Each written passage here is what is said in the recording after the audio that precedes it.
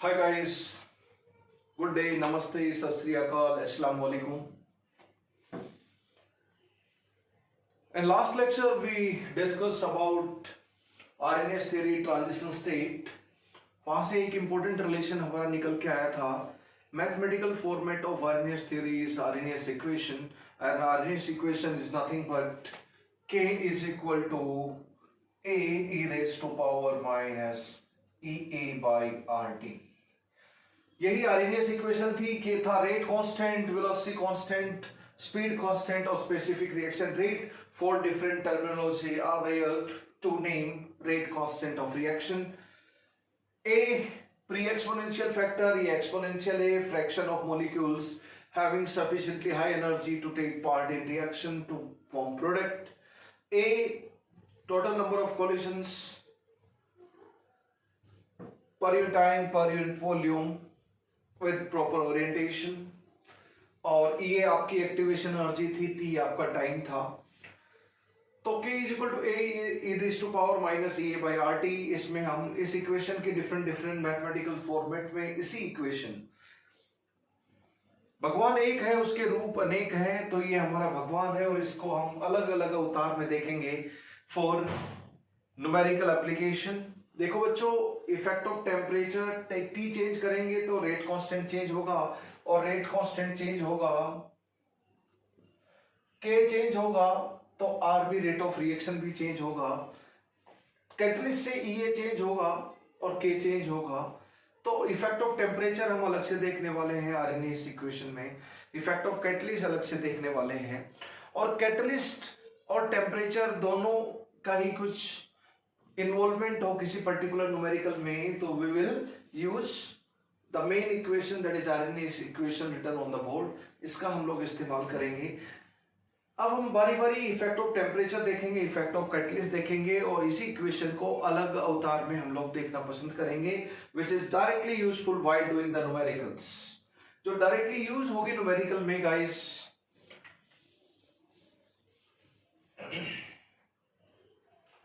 okay students, first is the most common numerical is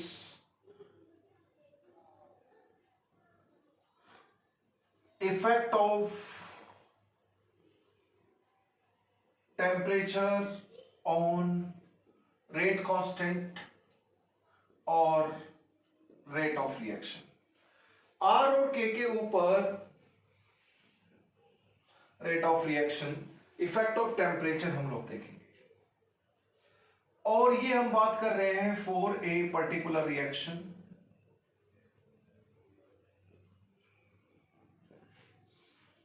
किस तरह की सिचुएशन रहेगी आपको न्यूमेरिकल में, बोलेंगे T1 पर एक पर्टिकुलर रिएक्शन हो रही है, तो उसका रेट कांस्टेंट R1 है और रेट ऑफ रिएक्शन R1 है और rate constant K1. Just say अगर सेम रिएक्शन को T2 पे करवा दें तो उसका रेट कांस्टेंट K2 बोल देते हैं, एंड रेट ऑफ रिएक्शन उस टेम्परेचर पे सेम रिएक्शन का T2 बोल देते हैं.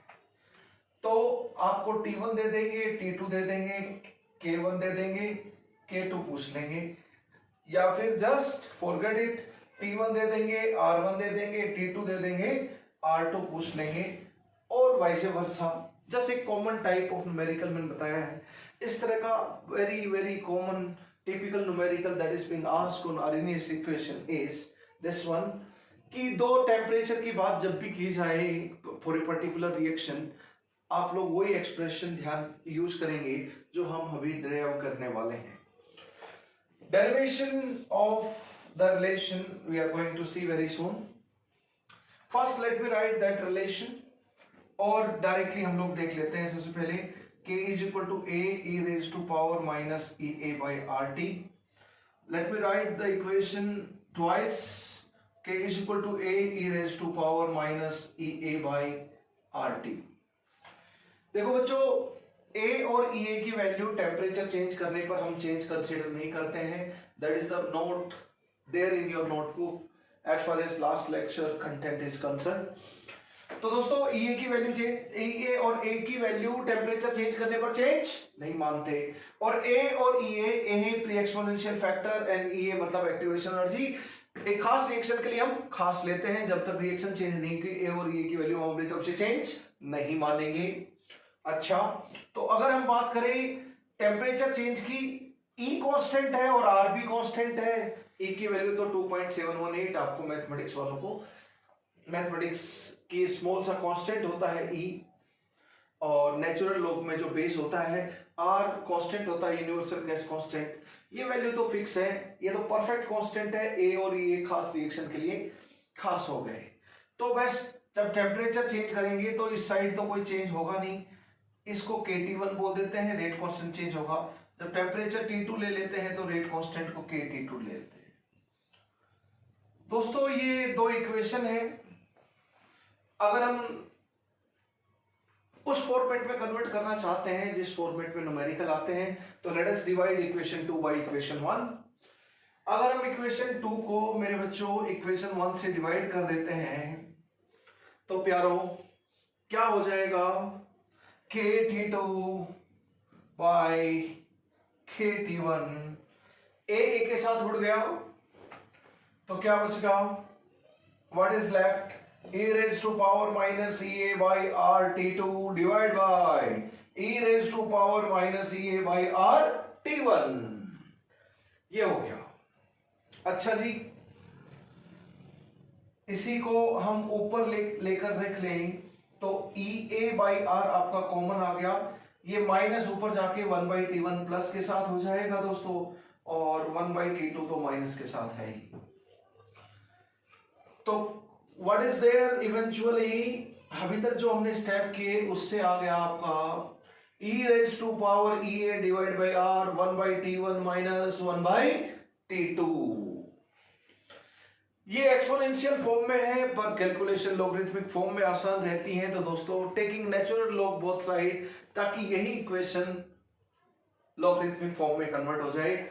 अगर हम ln दोनों साइड ले लेते हैं, taking natural log both side, इधर भी मैं नेचुरल लॉग ले लेता हूं और इस साइड भी हम लोग नेचुरल लॉग ले लेते हैं, तो what is left, ln KT2 by KT1 is equal to EA divided by R 1/T1 minus 1/T2, 1/T1 minus 1/T2, ये आपकी इक्वेशन आ गई नेचुरल लॉग में। दिस इज, और अगर ln को मैं कॉमन लॉग में लिख दूं तो हम लोग जानते हैं ln x को हम लोग लिख सकते हैं 2.303 log x, 2.303 log x, तो इसी को हम लिख सकते हैं 2.303 log x। Same thing can be written as base 10 हो, log बेस 10 हो, 10 तो बाय डिफॉल्ट लेके चलते हैं, बेसिक मैथमेटिक्स में वी पीपल हैव स्टडीड, तो इसको कॉमन लोग ऐसे भी लिख सकते हैं। अगर 2.303 को हम डाउन साइड ले जाएं एंड राइट हैंड साइड, तो expression comes down to this particular format. This is something we need to remember, ये फॉर्मूला हमें याद होना चाहिए। किस तरह के न्यूमेरिकल पूछेंगे आपको, for a particular reaction T1 temperature दे देंगे, T2, KT1 एंड KT2, ठीक है। जब हम इफेक्ट ऑफ टेम्परेचर देख रहे हैं तो इफेक्ट ऑफ कंसंट्रेशन वेरिएशन नहीं देखेंगे। ये पॉइंट क्यों रेज कर रहे हैं दोस्तों, बताओ। R is equal to K nth order के लिए, ये दोबारा लिख लेता हूं फॉर योर हैप्पीनेस। बताओ, जब T1 टेम्परेचर होगा तो रेट भी इतना होगा, जब T2 होगा तो रेट भी RT2 बोल देते हैं, लेकिन कंसंट्रेशन का इफेक्ट नहीं देख रहे हैं हम, सिर्फ टेम्परेचर का देख रहे हैं। तो कंसंट्रेशन क्या रहेगी आपकी, सेम रहेगी उस टेम्परेचर रेंज में, तो हम लोग बोलेंगे, बड़े प्यार से बोल सकते हैं, RT2 by RT1 is nothing but KT2 by KT1। तो जहां बच्चों रेट कांस्टेंट का रेशियो है उसको हम रेट ऑफ रिएक्शन का रेशियो भी लिख सकते हैं बिंदास, all the times without any confusion. बोलेंगे रेट कांस्टेंट 5% से इंक्रीज हो गया, तो KT1 से बड़ा है KT2 कितना, जब T1 से T2 टेम्परेचर बढ़ा तो रेट कांस्टेंट और रेट ऑफ रिएक्शन 5% से इंक्रीज हो गया। दैट मींस अगर ये 100 था तो ये 105 हो गया, तो लॉग के अंदर क्या आ गया 105 डिवाइड बाय 100। बोलेंगे T1 से T2 टेम्परेचर बढ़ा तो रेट ऑफ रिएक्शन या रेट कांस्टेंट ऑफ रिएक्शन 10% से बढ़ गया। दैट मींस अगर ये 100 था रिलेटिवली तो ये 110 हो गया, तो 11/10 लॉग के अंदर हो गया। तो इस तरह लैंग्वेज में आपको क्वेश्चन देंगे न्यूमेरिकल कि rate constant of reaction increase by 10%, 20%, 30% और x परसेंटेज। जब भी x परसेंट बोला जाए तो नीचे 100 कर दो और ऊपर 100 प्लस x कर दो फॉर सिंप्लीफिकेशन ऑफ न्यूमेरिकल्स। ये हो गया R1 RT2 इस तरह। इसके साथ साथ एक चीज हो गई एक्टिवेशन एनर्जी। इसमें इसके ऊपर जब भी दो अलग अलग टेम्परेचर दिए जाएं, तो मेरे बच्चों आप इस इक्वेशन को याद कर लेना फॉर ए पर्टिकुलर रिएक्शन। यहां मैंने लिखा फॉर ए पर्टिकुलर रिएक्शन, तो ये दोनों रेट कांस्टेंट और रेट ऑफ रिएक्शन एक ही रिएक्शन के हैं और ये दोनों टेम्परेचर पर भी सेम रिएक्शन करवाई जा रही है। प्लीज माइंड इट, ये आपको काम आएगा। एक ही रिएक्शन के ये दो अलग अलग रेट कांस्टेंट है T1 और T2 टेम्परेचर पर। तो देखो आपको मोस्ट कॉमन क्वेश्चन KT1 दे देंगे दोस्तों, T1 टेम्परेचर दे देंगे, T2 दे देंगे, KT1 दे देंगे, एक्टिवेशन एनर्जी दे देंगे और रेट कांस्टेंट एट T2 पूछेंगे या rate of reaction at T2 पूछेंगे। RT1 दे देंगे तो RT2 पूछ लेंगे, क्योंकि लॉग में रेट कांस्टेंट के रेशियो की जगह रेट ऑफ रिएक्शन का रेशियो भी आप बिंदास लिख सकते हो। क्यों? क्योंकि कॉन्सेंट्रेशन हम चेंज नहीं करते, बाकी कोई दूसरे फैक्टर की वजह से रेट ऑफ रिएक्शन पे इंपैक्ट नहीं देख रहे हैं या सिर्फ टेम्परेचर चेंज कर रहे हैं। Please note down in your mind. Okay, second type of question that is generally being asked is, आपको T1 पे बोलेंगे रेट कांस्टेंट और रेट ऑफ रिएक्शन इतना है, T2 पे बोलेंगे रेट कांस्टेंट या फिर रेट ऑफ रिएक्शन इतना है। ये दे देंगे, ये दे देंगे, ये दे देंगे, ये दे देंगे। एक्टिवेशन एनर्जी पूछ लेंगे तो T1 T2 पुट कर दोगे, KT1 KT2 RT2 by RT1 का रेशियो पुट कर दोगे, EA/R। यहाँ पे RT2 और RT1 या फिर KT2 और KT1 की जरूरत नहीं है, वो आपको उनका रेशियो भी दे रखा है, तो दैट विल सफाइस। जैसे मैंने बोला कि rate of reaction increase by 20%, तो ये कितना हो जाएगा 100, तो न्यूमरेटर में कितना हो जाएगा 120, तो 12/10 यानी कि 6/5 लॉग के अंदर की वैल्यू आ जाएगी। ओके, तो ये डिफरेंट टाइप ऑफ न्यूमेरिकल है on this particular effect of temperature on rate constant और rate of reaction. Very very important. इसी को हम थोड़ा और तरीके से देखें तो ऐसा भी देख सकते हैं, किसी भी तरह आपको लिखा हुआ मिल सकता है while doing the numerical all are one and the same thing, not a big deal at all. ये सब एक ही चीज है। तो कहां पे घुमाएंगे फिर आएंगे। पहली चीज, दो अलग अलग रिएक्शन के रेट कांस्टेंट नहीं है, फर्स्ट मिस्टेक। सेकंड, यहां पे रेट कांस्टेंट नहीं देंगे दो अलग टेम्परेचर पे, या रेट ऑफ का रेशियो नहीं देंगे, रेट ऑफ रिएक्शन का रेशियो देंगे या फिर वैल्यूज देंगे रेट ऑफ रिएक्शंस की, तो कोई बात नहीं। जहां रेट कांस्टेंट है RT2 by RT1, वहां पर KT2 by KT1 की जगह पर रेट का रेशियो एक्सचेंज किया जा सकता है। T1 T2 टेम्परेचर हरदम केल्विन में पुट करना है। ओके, अब देखो भाई साहब, E और R की कौन सी वैल्यू पुट करेंगे? E और R की एनर्जी यूनिट सेम रहनी चाहिए। What I mean by it, अगर R जूल पर मोल पर केल्विन में है तो ये भी जूल पर मोल में निकलेगा, और R की जूल में वैल्यू होती है 8.314 या 25/3 अप्रोक्सीमेटली।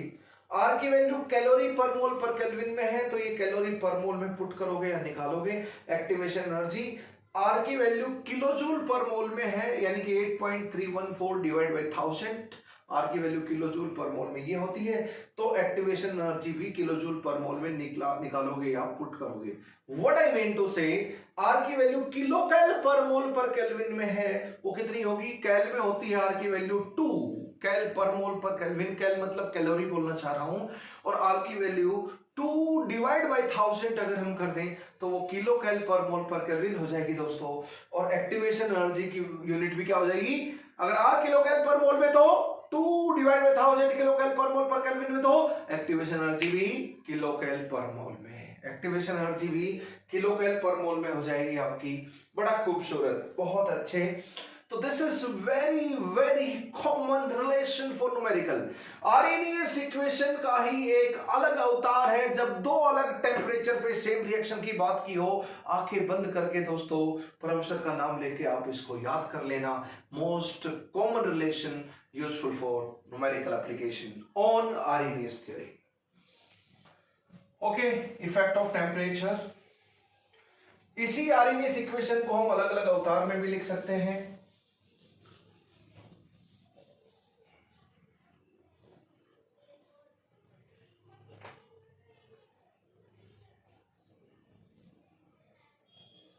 इफेक्ट ऑफ टेम्परेचर के ऊपर let us do one numerical.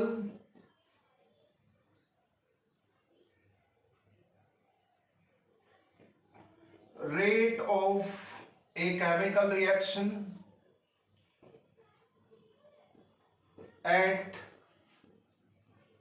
300 Kelvin is 10⁻⁴ molar second inverse.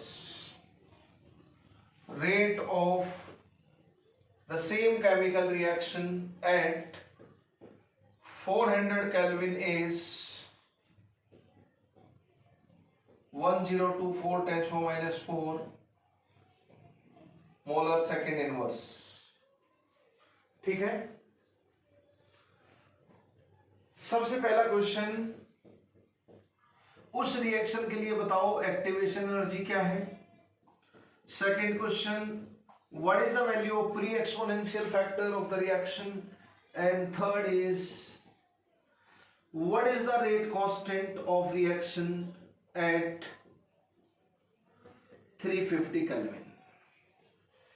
What is the rate of reaction और rate constant of reaction at 300 Kelvin। rate of reaction हम लोग पूछ लेते हैं, ठीक है। rate constant of reaction तो हमें concentration वही है, concentration वही है at same concentration same throughout the 300 to 400 Kelvin के बीच में 350 Kelvin है, तो concentration is same, all other factors are same, सिर्फ effect of टेम्परेचर से रेट ऑफ रिएक्शन कितना चेंज होकर जाएगा 350 केल्विन पे। पहली चीज आरएनएस इक्वेशन हमें ये बोलती है कि टेम्परेचर बढ़ाने पर rate constant and rate of reaction बढ़ता है if all other parameter affecting rate of reaction rate constant are same.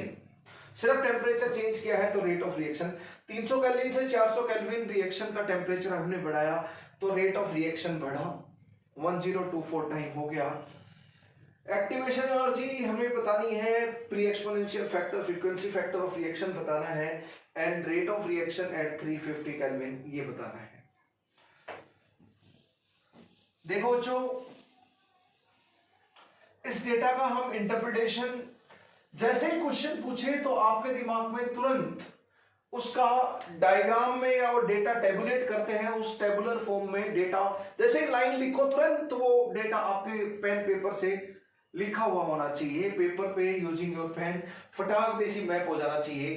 तो आपके साथ प्रॉब्लम क्या होती है कि आप एक ही क्वेश्चन को एक बार पढ़ते हो, दो बार पढ़ते हो, तीन बार पढ़ते हो, और बहुत सारे स्टूडेंट्स तो तीन बार पढ़ते हैं, चार बार पढ़ते हैं, टाइम वहां खर्च होता है। तो इसकी हैबिट डालो कि एक बार क्वेश्चन पढ़ते ही तुरंत पेपर पे उतर जाना चाहिए उसका एसेंशियल डेटा। जैसे मैं यहां पे लिख रहा हूं तो I am taking lot of time, पर पेपर में तो लिखा हुआ मिलेगा क्वेश्चन, तो या तो साथ साथ समझने का आपके पास you have sufficient duration, but in paper you will not have such a long duration to understand. You need to read that is directly written, you need to interpret the data in one go। जो बच्चा पहली बार में question समझ लेता है, मान लीजिए उसने बहुत सारा टाइम सेव कर लेना। तो बच्चों आज परम सर की ये बात ध्यान रखना कि make a habit reading the question, जैसे एक लाइन पढ़ो तुरंत आपका नोट हो जाना चाहिए। जैसे पहली लाइन मैंने देखी, rate of reaction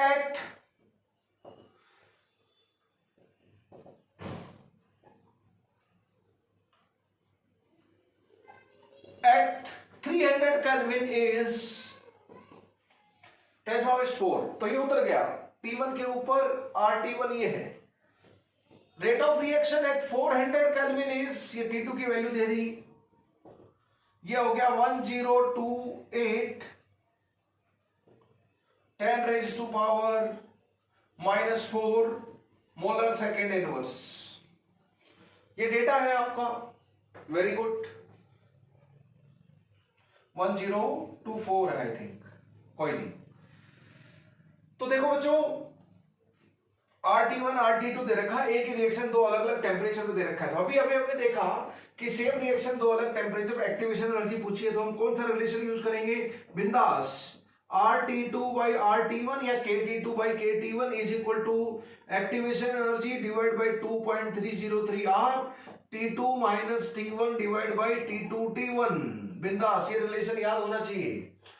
what is this value guys? ये हो गया 1024 10 raise to power -4 divide by 10 raise to power -4, same unit है, बल्ले बल्ले, ये तो उड़ गया। ये क्या हो गया? EA 2.303 को इतना ही ले लो। T2 minus T1 is 400 minus 300 is 100 kelvin divide by 400 multiplied by 300, 2 zero के साथ 2 जीरो खेलने चला गया। दिस इज 1024, मतलब 2 रेज टू पावर 10 हो गया, तो ये 10 बाहर आ गया। 10 is equal to EA divide by 2.3 R, ऊपर से आ गया ये 1200। सो EA की वैल्यू मेरी आ गई, EA की वैल्यू आ गई 12,000 मल्टीप्लाइड बाई 2.3 R। अगर आप एक्टिवेशन एनर्जी को किलो कैल में चाहते हो तो R की वैल्यू क्या पुट करोगे? किलो कैल में पुट करोगे 2 मल्टीप्लाइड बाई 10⁻³ 2 मल्टीप्लाइड बाई 10⁻³ तो 10⁻³ चला जाएगा आपका इधर। 10⁻³ से ये 3 जीरो चली जाएंगी। 12 मल्टीप्लाइड बाई 2 मल्टीप्लाइड बाई 2.3, ये हो जाएगा किलो कैल पर मोल। ये आपकी एक्टिवेशन एनर्जी हो गई, ठीक है। This is your activation energy in kilo cal per mole. Fine, activation energy हो गई, फर्स्ट क्वेश्चन हो गया, वेरी गुड। कैलकुलेशन बड़ी आसान है, बहुत ही आसानी से आप लोग कर सकते हो। Second question, what is the value of Arrhenius constant? Arrhenius constant of reaction की वैल्यू क्या है? अब ऑर्डर ऑफ रिएक्शन तो बोल नहीं रखा, तो रेट कांस्टेंट और रेट ऑफ रिएक्शन की यूनिट तो ऑर्डर के अनुसार अलग अलग होती है, पर वैल्यू हम लोग बता सकते हैं। K is equal to A e raise to power minus EA by RT। Okay, ये हम तब निकाल सकते हैं जब हमें K पता हो। तो इसके लिए कॉन्सेंट्रेशन जो हम ले रहे हैं वो एक कंडीशन के साथ हम लोग ये निकाल सकते हैं सेकंड डेटा कि कॉन्सेंट्रेशन क्या है? यूनिमोलर है, उनको कॉन्सेंट्रेशन मेंशन करनी पड़ेगी। कॉन्सेंट्रेशन यूनिमोलर है तो R क्या हो गया दोस्तों?